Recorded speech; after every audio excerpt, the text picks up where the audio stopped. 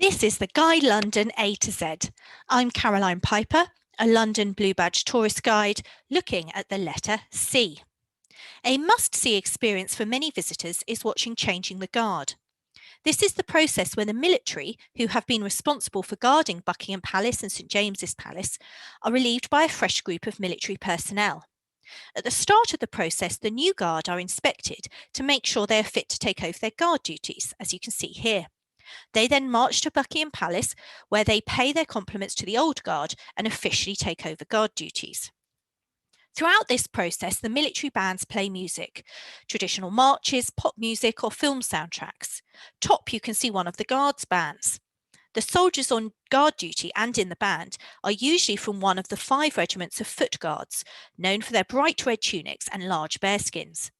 Sometimes music is provided by a band from the Household Cavalry, as you can see at the bottom. The Household Cavalry are usually found guarding Horse Guards, the building which acts as the official entrance to the royal precincts. Here 2 mounted sentries keep guard every day. The Household Cavalry also need to change the guard. Here you can see the Life Guards Regiment with their scarlet cloaks leaving the parade ground. To find out more about this man, Winston Churchill, and about the UK's experiences during World War II, you must visit the Churchill War Rooms. The Churchill War Rooms are housed in the real underground bunker where the British government directed the conduct of the Second World War. Some of the rooms are almost completely untouched from how they were left a couple of weeks after the end of the war. They include the Cabinet Room, where the Prime Minister met his cabinet and chiefs of staff and argued out some of the most difficult decisions imaginable. Churchill's bedroom, where he rested during his unrelentingly long days, and above all, the map room. The map room was the nerve centre of the war, where information and intelligence from every theatre of the war was collated and disseminated 24 hours a day. The war rooms also include a museum dedicated to the life of Winston Churchill. Around the corner is the Cenotaph, our national war memorial.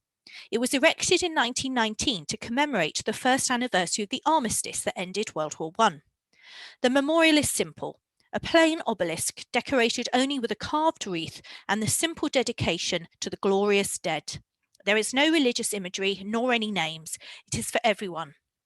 It has since become the memorial to all those who have died in conflict since World War I, and every November it is the focus for the National Service of Remembrance.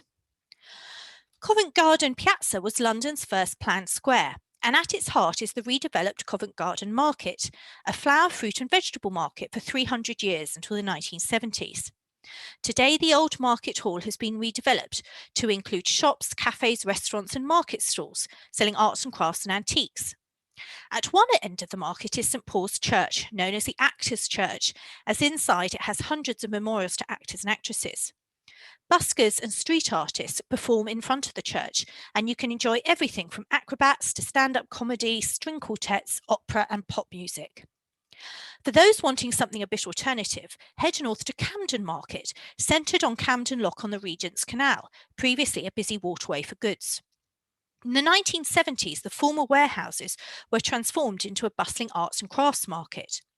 This took off, and today Camden is the perfect place to buy handcrafted jewellery, clothes, vintage, music, art and delicious street food.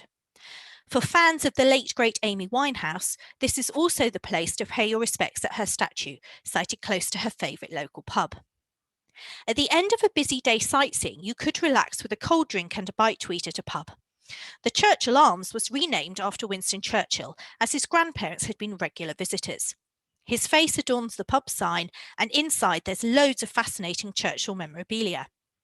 Most people visit for its beautiful flower displays. The pub has even won an award from the Chelsea Flower Show. Inside you can enjoy traditional beers and ales and delicious Thai food. About 2 hours' drive west of London are the Cotswolds, an area of outstanding natural beauty.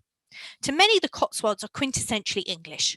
Rolling hills, small picturesque villages, impressive stately homes, gorgeous gardens, and lots of sheep.